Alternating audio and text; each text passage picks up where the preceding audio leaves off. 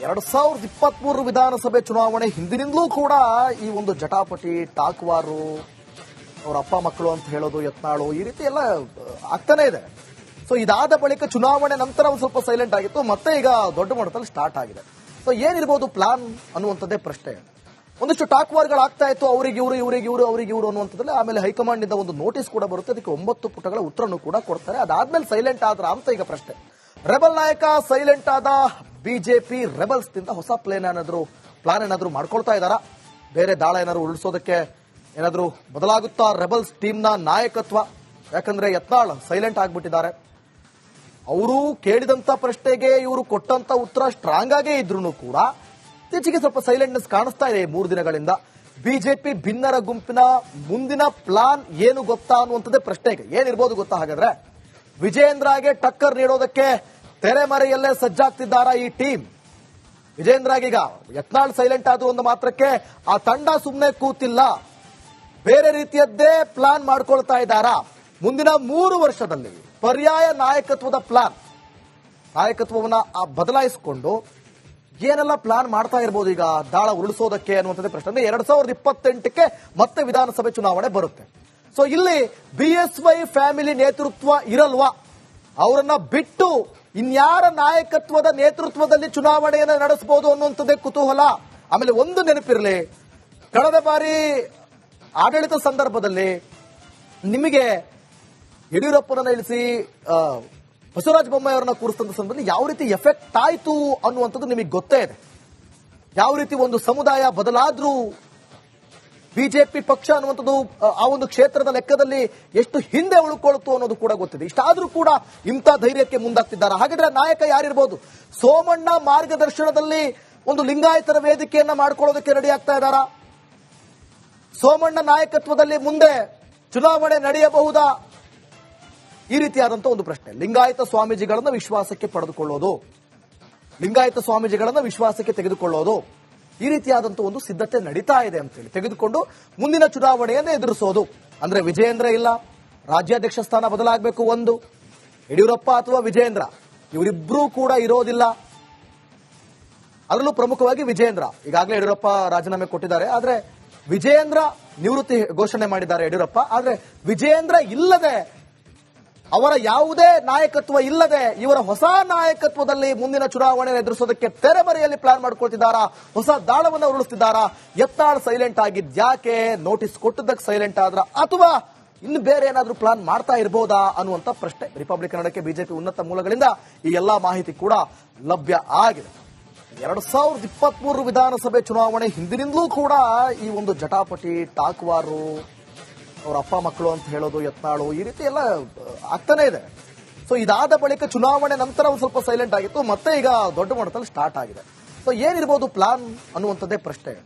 ಒಂದಿಷ್ಟು ಟಾಕ್ವಾರ್ಗಳು ಆಗ್ತಾ ಇತ್ತು, ಅವರಿಗೆ ಇವರು ಅನ್ನುವಂಥದ್ರಲ್ಲಿ. ಆಮೇಲೆ ಹೈಕಮಾಂಡ್ ನಿಂದ ಒಂದು ನೋಟಿಸ್ ಕೂಡ ಬರುತ್ತೆ, ಅದಕ್ಕೆ 9 ಪುಟಗಳ ಉತ್ತರನ್ನು ಕೂಡ ಕೊಡ್ತಾರೆ. ಅದಾದ್ಮೇಲೆ ಸೈಲೆಂಟ್ ಆದ್ರ ಅಂತ ಈಗ ಪ್ರಶ್ನೆ. ರೆಬಲ್ ನಾಯಕ ಸೈಲೆಂಟ್ ಆದ, ಬಿಜೆಪಿ ರೆಬಲ್ಸ್ ನಿಂದ ಹೊಸ ಪ್ಲಾನ್ ಏನಾದ್ರು ಮಾಡ್ಕೊಳ್ತಾ ಇದ್ದಾರಾ? ಬೇರೆ ದಾಳ ಏನಾದ್ರು ಉರುಳಿಸೋದಕ್ಕೆ ಏನಾದ್ರು ಬದಲಾಗುತ್ತಾ ರೆಬಲ್ಸ್ ಟೀಮ್ ನ ನಾಯಕತ್ವ?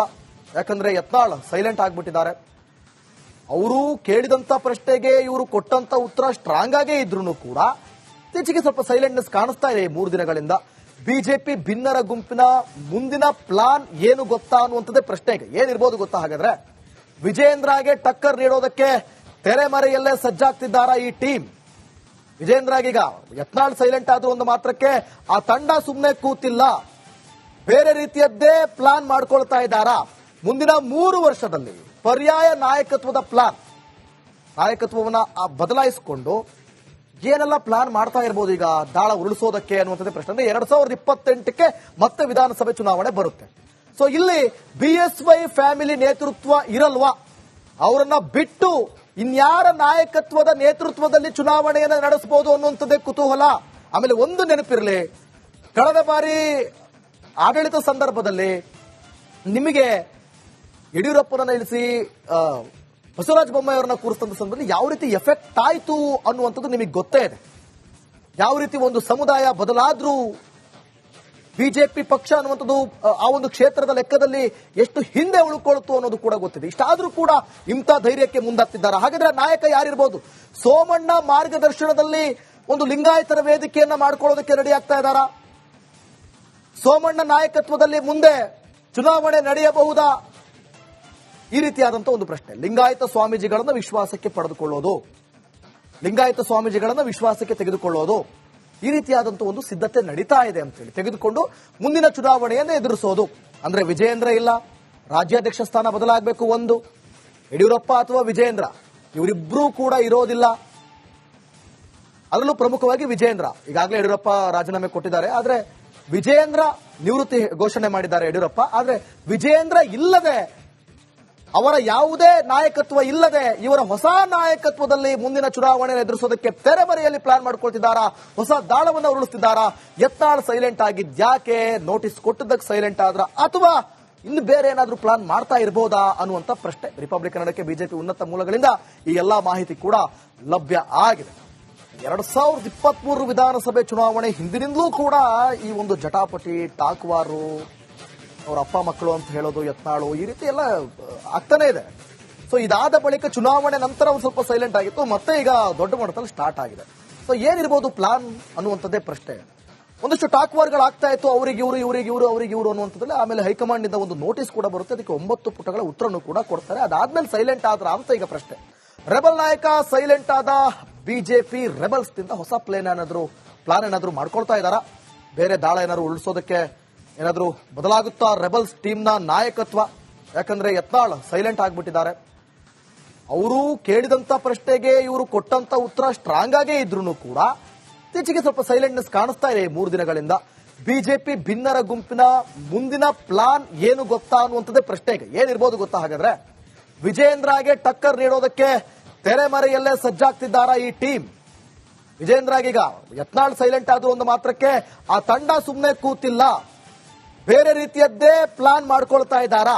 ಮುಂದಿನ 3 ವರ್ಷದಲ್ಲಿ ಪರ್ಯಾಯ ನಾಯಕತ್ವದ ಪ್ಲಾನ್, ನಾಯಕತ್ವವನ್ನ ಬದಲಾಯಿಸಿಕೊಂಡು ಏನೆಲ್ಲ ಪ್ಲಾನ್ ಮಾಡ್ತಾ ಇರಬಹುದು ಈಗ ದಾಳ ಉರುಳಿಸೋದಕ್ಕೆ ಅನ್ನುವಂಥದ್ದೇ ಪ್ರಶ್ನೆ. ಅಂದ್ರೆ 2028ಕ್ಕೆ ಮತ್ತೆ ವಿಧಾನಸಭೆ ಚುನಾವಣೆ ಬರುತ್ತೆ. ಸೊ ಇಲ್ಲಿ ಬಿಎಸ್ವೈ ಫ್ಯಾಮಿಲಿ ನೇತೃತ್ವ ಇರಲ್ವಾ?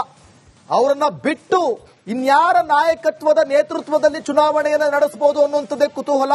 ಆಮೇಲೆ ಒಂದು ನೆನಪಿರಲಿ, ಕಳೆದ ಬಾರಿ ಆಡಳಿತ ಸಂದರ್ಭದಲ್ಲಿ ನಿಮಗೆ ಯಡಿಯೂರಪ್ಪನನ್ನ ಇಳಿಸಿ ಬಸವರಾಜ ಬೊಮ್ಮಾಯಿ ಅವರನ್ನ ಕೂರಿಸಿದ ಸಂದರ್ಭದಲ್ಲಿ ಯಾವ ರೀತಿ ಎಫೆಕ್ಟ್ ಆಯಿತು ಅನ್ನುವಂಥದ್ದು ನಿಮಗೆ ಗೊತ್ತೇ ಇದೆ. ಯಾವ ರೀತಿ ಒಂದು ಸಮುದಾಯ ಬದಲಾದ್ರೂ ಬಿಜೆಪಿ ಪಕ್ಷ ಅನ್ನುವಂಥದ್ದು ಆ ಒಂದು ಕ್ಷೇತ್ರದ ಲೆಕ್ಕದಲ್ಲಿ ಎಷ್ಟು ಹಿಂದೆ ಉಳ್ಕೊಳ್ತು ಅನ್ನೋದು ಕೂಡ ಗೊತ್ತಿದೆ. ಇಷ್ಟಾದ್ರೂ ಕೂಡ ಇಂಥ ಧೈರ್ಯಕ್ಕೆ ಮುಂದಾಗ್ತಿದ್ದಾರೆ. ಹಾಗಾದ್ರೆ ನಾಯಕ ಯಾರಿರ್ಬೋದು? ಸೋಮಣ್ಣ ಮಾರ್ಗದರ್ಶನದಲ್ಲಿ ಒಂದು ಲಿಂಗಾಯತರ ವೇದಿಕೆಯನ್ನ ಮಾಡ್ಕೊಳ್ಳೋದಕ್ಕೆ ರೆಡಿ ಆಗ್ತಾ ಇದ್ದಾರಾ? ಸೋಮಣ್ಣ ನಾಯಕತ್ವದಲ್ಲಿ ಮುಂದೆ ಚುನಾವಣೆ ನಡೆಯಬಹುದಾ? ಈ ರೀತಿಯಾದಂತಹ ಒಂದು ಪ್ರಶ್ನೆ. ಲಿಂಗಾಯತ ಸ್ವಾಮೀಜಿಗಳನ್ನ ವಿಶ್ವಾಸಕ್ಕೆ ಪಡೆದುಕೊಳ್ಳೋದು, ಲಿಂಗಾಯತ ಸ್ವಾಮೀಜಿಗಳನ್ನ ವಿಶ್ವಾಸಕ್ಕೆ ತೆಗೆದುಕೊಳ್ಳೋದು, ಈ ರೀತಿಯಾದಂತಹ ಒಂದು ಸಿದ್ಧತೆ ನಡೀತಾ ಇದೆ ಅಂತೇಳಿ ತೆಗೆದುಕೊಂಡು ಮುಂದಿನ ಚುನಾವಣೆಯನ್ನು ಎದುರಿಸೋದು. ಅಂದ್ರೆ ವಿಜಯೇಂದ್ರ ಇಲ್ಲ, ರಾಜ್ಯಾಧ್ಯಕ್ಷ ಸ್ಥಾನ ಬದಲಾಗಬೇಕು, ಒಂದು ಯಡಿಯೂರಪ್ಪ ಅಥವಾ ವಿಜಯೇಂದ್ರ ಇವರಿಬ್ಬರೂ ಕೂಡ ಇರೋದಿಲ್ಲ. ಅದರಲ್ಲೂ ಪ್ರಮುಖವಾಗಿ ವಿಜಯೇಂದ್ರ. ಈಗಾಗಲೇ ಯಡಿಯೂರಪ್ಪ ರಾಜೀನಾಮೆ ಕೊಟ್ಟಿದ್ದಾರೆ, ಆದ್ರೆ ವಿಜಯೇಂದ್ರ ನಿವೃತ್ತಿ ಘೋಷಣೆ ಮಾಡಿದ್ದಾರೆ ಯಡಿಯೂರಪ್ಪ. ಆದ್ರೆ ವಿಜಯೇಂದ್ರ ಇಲ್ಲದೆ, ಅವರ ಯಾವುದೇ ನಾಯಕತ್ವ ಇಲ್ಲದೆ ಇವರ ಹೊಸ ನಾಯಕತ್ವದಲ್ಲಿ ಮುಂದಿನ ಚುನಾವಣೆ ಎದುರಿಸೋದಕ್ಕೆ ತೆರೆಮರೆಯಲ್ಲಿ ಪ್ಲಾನ್ ಮಾಡ್ಕೊಳ್ತಿದ್ದಾರಾ? ಹೊಸ ದಾಳವನ್ನು ಉರುಳಿಸ್ತಿದ್ದಾರಾ? ಯತ್ನಾಳ್ ಸೈಲೆಂಟ್ ಆಗಿದ್ಯಾಕೆ? ನೋಟಿಸ್ ಕೊಟ್ಟದಕ್ಕೆ ಸೈಲೆಂಟ್ ಆದ್ರ ಅಥವಾ ಇನ್ನು ಬೇರೆ ಏನಾದ್ರೂ ಪ್ಲಾನ್ ಮಾಡ್ತಾ ಇರಬಹುದಾ ಅನ್ನುವಂತ ಪ್ರಶ್ನೆ ರಿಪಬ್ಲಿಕ್ ಕನ್ನಡಕ್ಕೆ ಬಿಜೆಪಿ ಉನ್ನತ ಮೂಲಗಳಿಂದ ಈ ಎಲ್ಲಾ ಮಾಹಿತಿ ಕೂಡ ಲಭ್ಯ ಆಗಿದೆ.